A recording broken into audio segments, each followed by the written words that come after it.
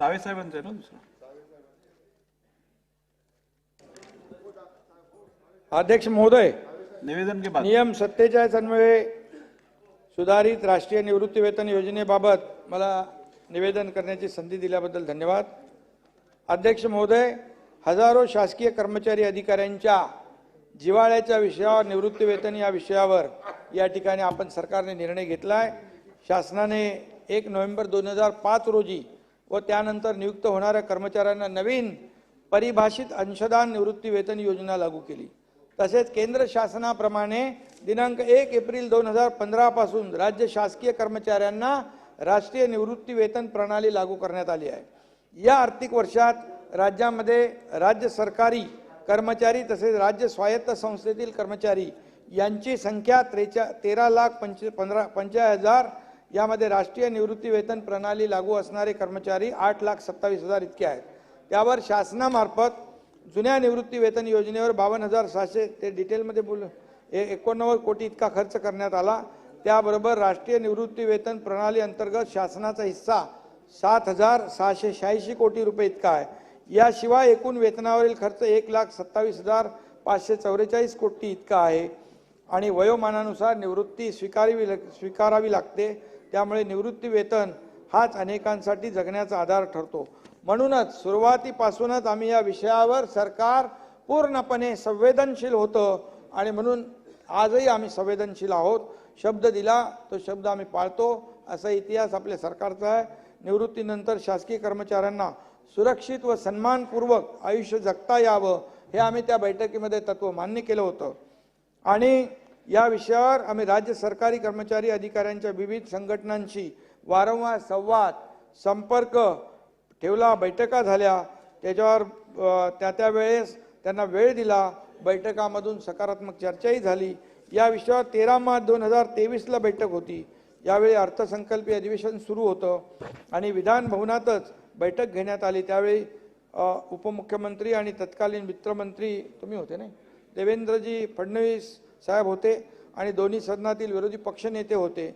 त्यांच्यासह अखिल भारतीय राज्य सहकारी महासंघाचे चतुर्थ श्रेणी कर्मचारी महासंघ, शिक्षक भरती, जिल्हा परिषद कर्मचारी महासंघ, जिल्हा परिषद युनियन, विद्यापीठ शिक्षकेतर कर्मचारी संघटना, माध्यमिक विद्यालय शिक्षकेतर कर्मचारी संघटना, जुनी पेन्शन संघटना, महाविद्यालयीन प्राध्यापक संघटना, प्राथमिक शिक्षक संघटना यांचे सर्व प्रतिनिधी उपस्थित होते. या बैठकीच्या दुसऱ्या दिवशी आम्ही राष्ट्रीय निवृत्ती वेतन प्रणाली व जुनी निवृत्ती वेतन योजना यांचा तुलनात्मक अभ्यास करणारी समिती स्थापन केली. अध्यक्ष महोदय, 1 नोव्हेंबर 2005 रोजी किंवा त्यानंतर नियुक्त होणाऱ्या कर्मचाऱ्यांना सेवानिवृत्ती अंती खात्रीशीर आर्थिक सामाजिक सुरक्षा सुनिश्चित करण्यासाठी उपाययोजनेबाबत ही समिती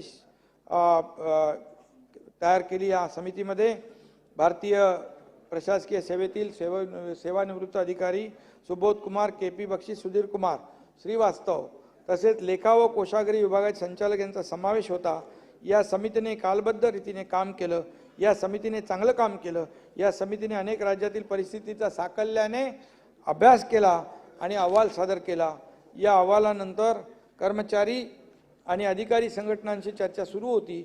या चर्चांमध्ये उपमुख्यमंत्री देवेंद्र फडणवीस साहेब, अजितदादा पवार यांनी अत्यंत सकारात्मक सूचना केल्या.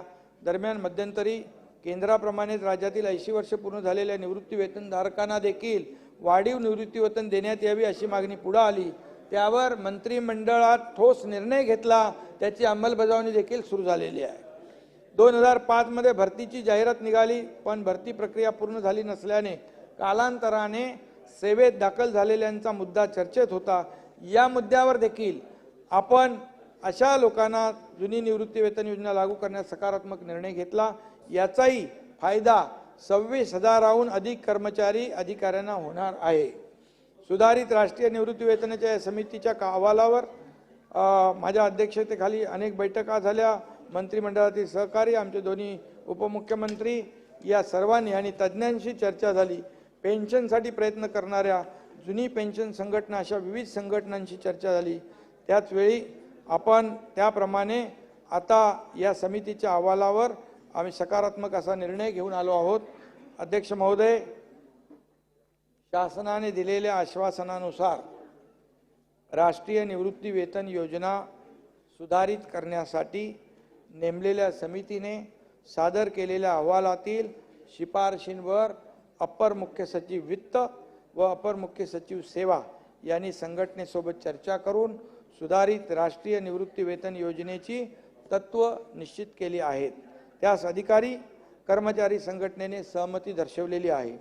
समितीचे निष्कर्ष व शिफारशी विचारात घेऊन राष्ट्रीय निवृत्ती वेतन प्रणालीतील बाजारामधील चढ उतार यामध्ये निर्माण होणारी गुंतवणूक विषयी जोखीम राज्य शासनाने स्वीकारावी। म्हणजे समजा नुकसान झालं, चढ उतार मार्केट लिंक असल्यामुळे ते नुकसान जे आहे जोखीम राज्य सरकारने स्वीकारावी। हे शिफारशीतील तत्व मान्य करून राष्ट्रीय निवृत्ती वेतन प्रणालीतील नियत वयोमानानुसार निवृत्त होणारे कर्मचारी यांनी जर प्रस्तावित सुधारित राष्ट्रीय निवृत्ती वेतन योजनेचा विकल्प दिल्यास त्यांना त्यांच्या शेवटच्या वेतनाच्या 50% इतके निवृत्ती वेतन योजनेचा निवृत्ती वेतन व त्यावरील महागाई वाढ तसेच निवृत्ती वेतनाच्या 60% इतके कुटुंब निवृत्ती वेतन व त्यावरील महागाई वाढ मिळेल या बाबतीमध्ये राज्य शासनातर्फे यथोचित कार्यवाही करण्यात येईल। हा निर्णय आपण घेतलेला आहे। आम्ही दिलेला शब्द होता, तो शब्द आम्ही पाळलेला आहे। कर्मचारी अधिकाऱ्यांच्या संघटनेने देखील सरकारवर विश्वास ठेवला आणि हे सर्व मान्य केलं आणि त्यावेळी देखील जे काही आंदोलन होतं तेही स्थगित केलं आणि हे सगळं जे आहे त्या कर्मचारी संघटना ज्या आहेत त्यांनी मान्य केलं। त्यांचं मनापासून मी अभिनंदन करतो।